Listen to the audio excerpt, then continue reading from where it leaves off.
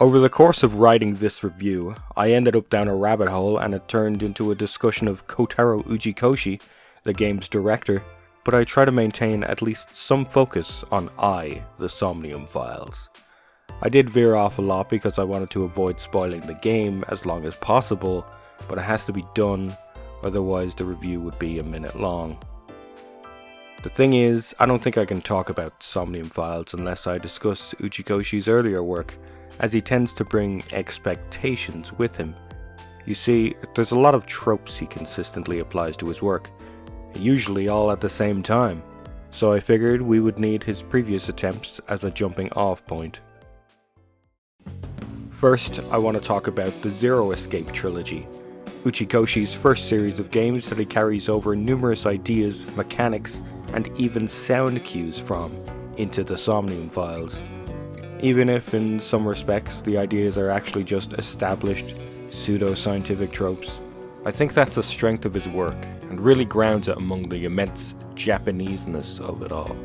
Zero Escape is a series that began on the Nintendo DS with 9 hours, 9 persons, 9 doors, which, incidentally, is one of my all-time favourite games. It's a sci-fi visual novel-like game intersected with escape room puzzles. Yeah, if you've got a hankering for escape rooms, Zero Escape is a big dirty trilogy full of them. The series grew increasingly weaker story-wise as it went, for numerous reasons.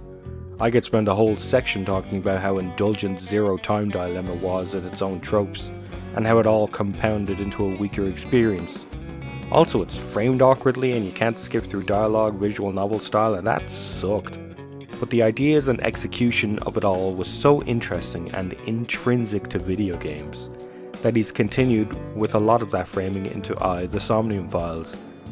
These ideas are time travel, parallel universes, and some smaller ideas that still recur through every game. Yes, I censored that third one. It happens a lot, but it's the only thing on the list that would constitute a genuine spoiler, so I'll include it as a secret. Let's take a look at 999 properly for a minute, where it all began.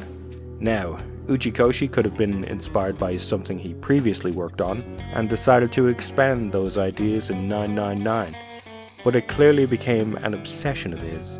Because of the limits of the Nintendo DS, mechanics that became integral to all his games were missing the quality of life improvements to make it viable beyond doing it once. That is, the use of time travel and parallel universes manifesting in gameplay as a flowchart where you can jump to any story segment you want. There are multiple bad ends in 999, but there's only one ending you need to unlock the true ending. Following these two routes precisely, with a guide, will take you through two completely different experiences where every puzzle is different. The people you spend time with are completely swapped around, and those two experiences are intended to work together as a greater whole. While, as a story, I think 999 is his strongest work, as the limitations prevented it from getting as muddied as his later work. It's been fascinating watching him take the same ideas every time and do something new and interesting with them. That said, the second Zero Escape game, Virtue's Last Reward, at this point I should say that this and 999 are available widely under the title The Nonary Games. Virtue's Last Reward was the point where I feel he implemented the alternate timeline system with absolute mastery. This is the network. I know it looks messy as hell, but what makes it work is the ability to click on any of these boxes to restart the story from a specific point. Unlike the first game, you don't have to replay sections and get frustrated playing through a puzzle you've already done and totally forgotten. Maybe I'm a bit bitter about that. And also, unlike the first game, there are several points in the timeline you need to reach to progress through several other parts of the timeline. Basically, you are cut off from progression if you don't have information. For example, when the meaning of this graffiti is solved, you now have a solution to a puzzle far off in some other route that has just been unlocked. And if you'd already reached the locked timeline, you're notified that it's now unlocked. This is a mechanic Ujikoshi employs to this day in the Somnium Files. There aren't as many timelines by comparison, of course, but it's still used just as effectively. I will revisit some other things Zero Escape did first, when we get to the main review. Now it's time to talk about Uchikoshi's anime. He has to date written 2 series that I've watched for this review, after holding out on for ages, and one was great and one was lame. But get this, they both still had those same tropes in them. Not executed as well because the interactive medium adds so much, but they're alright. The Girl in Twilight is a magical girl show that starts off with the girls trying to enter a parallel universe in the first minute, through a radio frequency. They eventually pull it off and there's weird mechanics and villains and transformation sequences, and it's kinda gay, like any other magical girl show. But let me tell you, it's not very good. It's just not. Punchline is a series I'm about to spoil the hell out of, but it's really good, so I'll give you the caveat now to decide whether you want to skip that section and go watch it instead. It's about a kid who loses his body and gets superpowers from looking at girls' panties. Yeah, that's probably the reason I held out on watching it for so long, and now, if you're still here for the spoiler talk, it's not really about that at all. As you progress through the series, it begins to feel like that was an excuse to get the show greenlit. There's even an acknowledgement later in the series episode previews. But yeah, it's got the stuff. It's got time travel and parallel universes. It's got references to established sci-fi lore and pseudoscience, which I didn't mention, but like Zero Escape is full of that stuff. The kid gets knocked out of his own body and uses some ghost powers before he goes back in time to prevent the end of the world. You'll later find out that 2 other people have his powers, and they all swapped bodies 9 years ago. So this has been the body of a girl the entire time. This girl is a superhero, part of an idol group, and also happens to be one of those whose bodies were swapped. This girl is a robot, this girl is a spinster, and this girl was a shut-in with a pet bear, and together they have to stop a cult from dragging a meteor down to destroy the planet.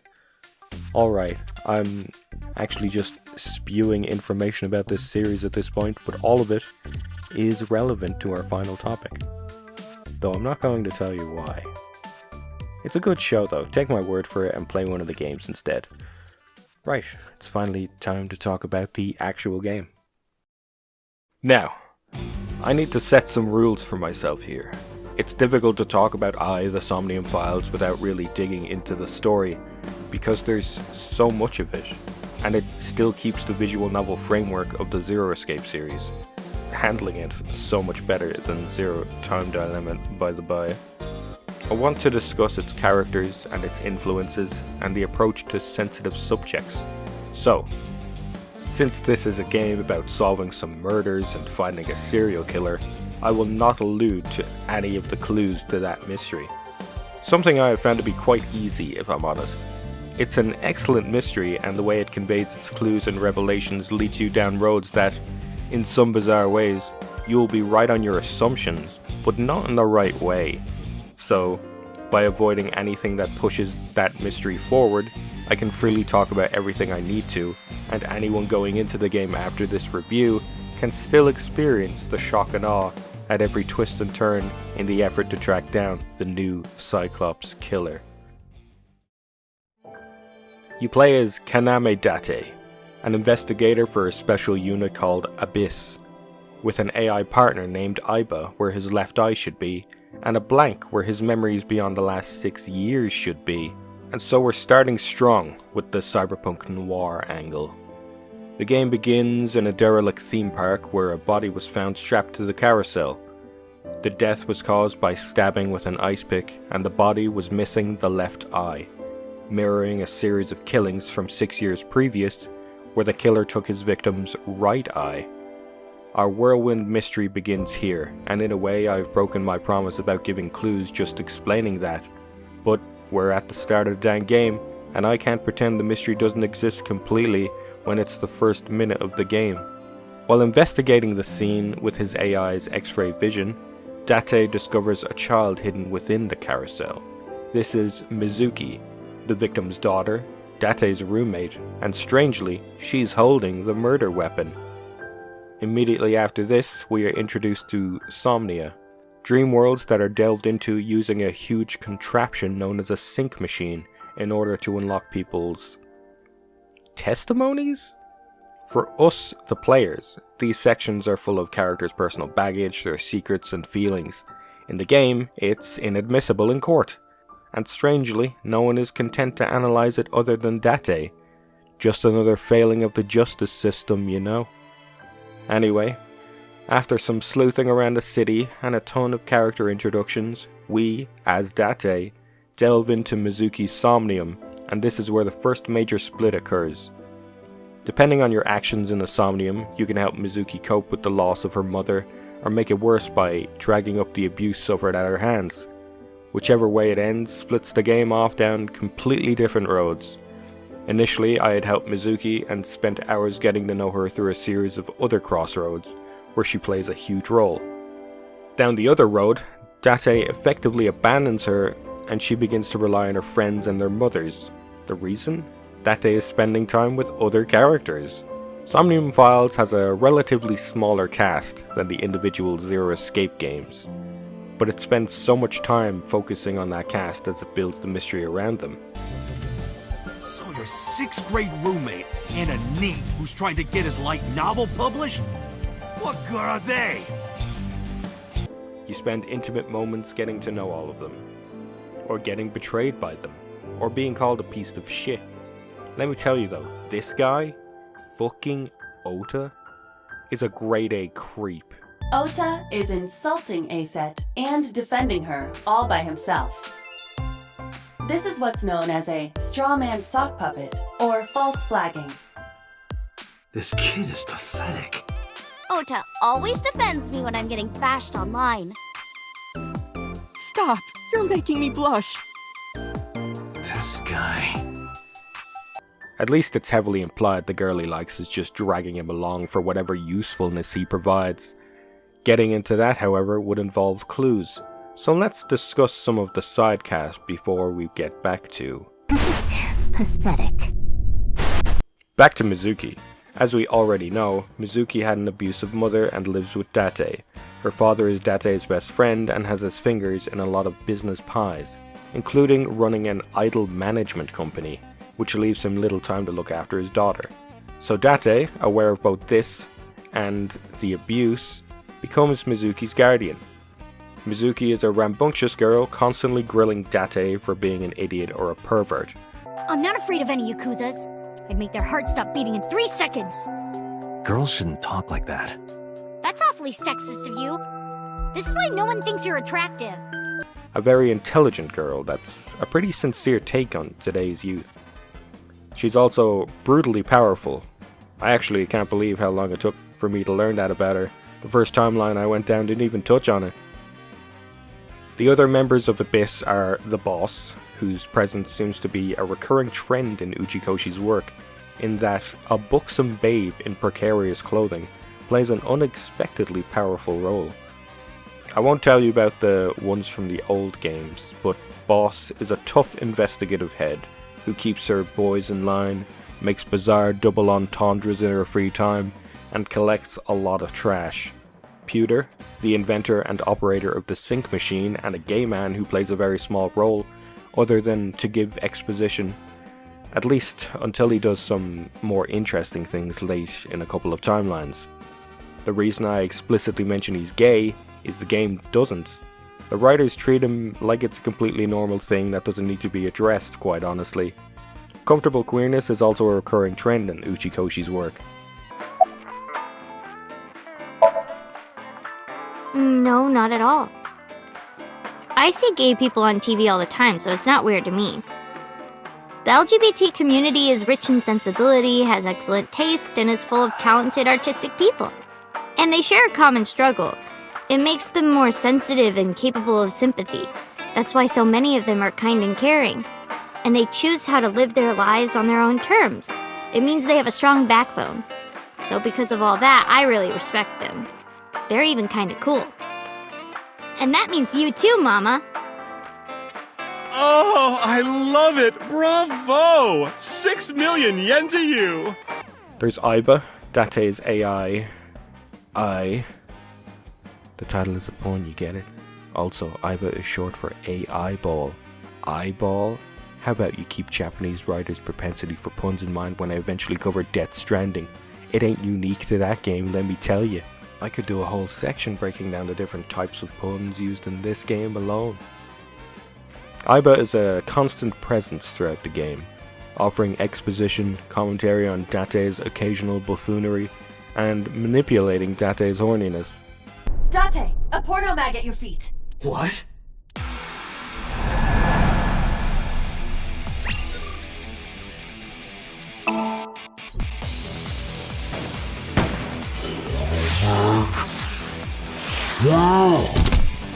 She's an excellent foil for a pretty bad detective. We have Moma Kumakura, a Yakuza boss with a terrible secret. I want to see Tessa's panties. A terrible secret. Mama, the hostess that runs Marble and acts as a criminal underworld informant for Date, she spends a lot of time polishing a fish and flirting with her customers. The gay bar Mama is a trend in Japanese culture that has recently permeated a lot more into English localized video games. You can now see them in Yakuza and Persona 5. While frequently portrayed in media and reality as over-the-top drag queens, Mama is not a particular exception to this, but I do think she gets a fair shake by being a persistent character whose queerness is taken seriously by the characters around her, even if she tends to play it up as a joke. And if I find something, you have to take a bath with me. Absolutely not. Oh, why not? Because you take up all the hot water. That's your issue? I promise I won't. I'll even take the costume off. It's a costume? Mm-hmm. And I look good without it. Not a big fan of the fat jokes though. There's Ota's mother, Mayumi, who suffers from dementia and leads us down a heartbreaking tale about that shitty creep's loving parents and the failure he's become. Hitomi Sagan, whose very existence in the plot may or may not be a clue, but for now we'll call her Iris's mother. Iris is an 18-year-old net idol, or in colloquial terms, an e-girl, who uses the stage name Aset. Iris herself will explain the connection between her real and stage name to you. Horse's mom is named Isis, but in ancient Egyptian, it's pronounced closer to Iset or Aset. There's a theory that the Greek goddess Iris is really based on the Egyptian goddess Isis. So Isis and Iris are connected.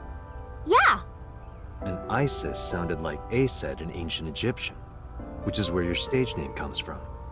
She live streams Minecraft, or rather its flimsy analog Shovel Forge, records podcasts and dances on stream. She has a strange obsession with Date and leads him and the story down many strange roads, starting off strong with, because sometime real soon, I'm going to die. What? and immediately pivots to it being a joke. Date doesn't understand this. I didn't understand this. You will spend a long time dragging yourself through this game with those words at the back of your mind as bad things happen. There's also an affectation, as it were, when Date pulses, that you come to associate with the idea that he's remembering something. I always felt it happened a lot when Iris was around. The first time it happens in the game is when looking at the silhouette of a PVC figure of her. And the second is when you officially meet the first time. There are huge sections, of course, where Iris doesn't show up, even being hospitalized in some timelines. But she has a strange impact on the story as a whole, bearing a lot of connections to unexpected people. People like you. On a completely different note, Iris was involved in a bizarre ARG in the lead up to the game's release, as if she was a real-ass VTuber. There's a couple of channels out there in multiple languages featuring several videos of Aset messing around. There's also an Aset Twitter page that's still active well over a year after the game's release. It's a far cry from her presentation in the game, you know, because she's not in constant danger of being murdered on YouTube. I wouldn't say the same for Twitter though. Whatever the case, Uchikoshi is apparently quite fond of this character, as evidenced by her presence both in and out of the game. Time to take a proper look at the game mechanics. I talked a little about Somnia earlier in the review, and these are the puzzle sections of the game. You are given a limited amount of time to break down the subject's psychological defenses. The concept of mental locks may be familiar to someone who's played Ace Attorney, or maybe Root Letter. Have you played Root Letter? Here's a review of Root Letter because a sequel was just announced and I'm probably getting it. Okay, so, years after being sent a puzzling letter from his pen pal Aya Fumino, the narrator heads to the town she grew up and tries to puzzle out what happened. There's word of a ghost where her old house used to be. Did she die? Something suspicious is going on and you have to talk to her old friends and break their mental locks for information. It's Ace Attorney light for the most part. There's multiple endings and each is determined by the letters you remember writing Aya when you were younger. It's pretty good. Very simple. It was recently re-released with new content and a bunch of live-action replacements, but you can swap between versions of the game. It's also on sale all the time, so grab it for some cheap price and chill the fuck out sometime. Well, that was a digression. Sorry I couldn't justify a video for that, but it's got relevance here, so deal with it. Anyway, where was I? Mental blocks and the subject Somnia. You were given a 6-minute time limit in all Somnia, and each object you interact with gives you options that each take up a different length of time. Often they give you benefits, items called timies that you can use to reduce the time taken up by an action. Sometimes you receive negative timies that will drastically increase the time for your next action, and you are unable to change this. Managing your time is crucial later in the game as you figure out which route to go down. Thankfully, the user interface does notify you at what point the timeline splits before you find a solution, making it easier to backtrack later when you want to do a different route. The other side of the gameplay, my least favorite part of the game, is the QuickTime sequences.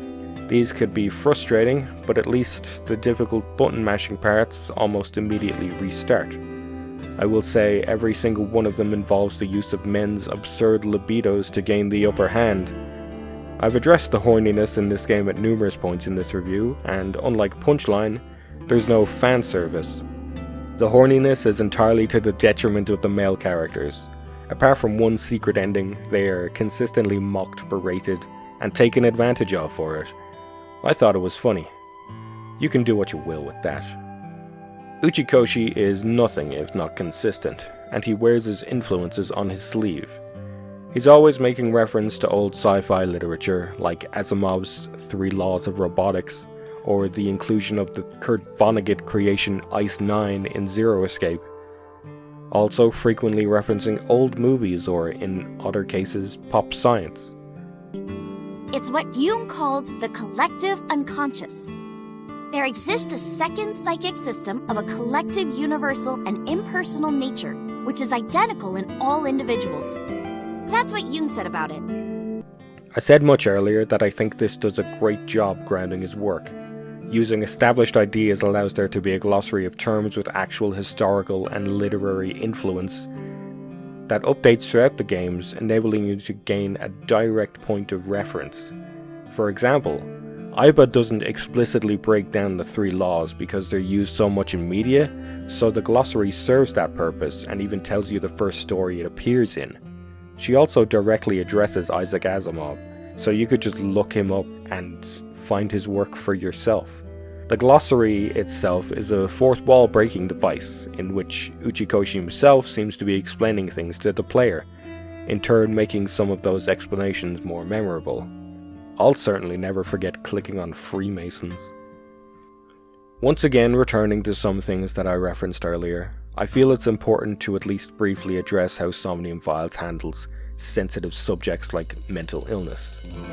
I don't want to go in depth, but I did touch on Mizuki's abuse from her mother and Mayumi's dementia earlier. These don't just serve as asides to the mystery. If anything, the mystery is basically thrown out to give these ideas some closure. focusing on the bonds characters share and how, despite their differences, connections, or personal baggage, they can and do need to be there for each other in these times of need. Now, to bookend this review, what can I say about the mystery without giving anything else away? It's hard, emotionally. I needed to take breaks after some brutal revelations and the murders, of which there were quite a few, what with multiple doomed timelines and whatnot. Some of them are hard to watch. There's a sequence in a Somnium that's stuck in a time loop of a girl being brutally stabbed over and over. That, the story takes in an interesting direction, but goddamn, it's hard to listen to. Of course, you always have the option to reach the end of the first timeline you do and consider it all good. Neither the director nor I will begrudge you for that. But if you feel that way far down the line, I want you to come back to this review, and I want you to look at me. Look into my hollow eye with determination and self-reflection and tell me honestly if it's worth it. If you're happy with not solving the murder, with not preventing other murders. This, like Zero Escape, is a game that forces you to pursue the bad ending. Gather information through all the nowhere endings, watch everything and everyone you've grown to care about over the course of this game come crashing down, and only then, armed with your own abject failure, will you be allowed to stop it all from happening. Just one more time.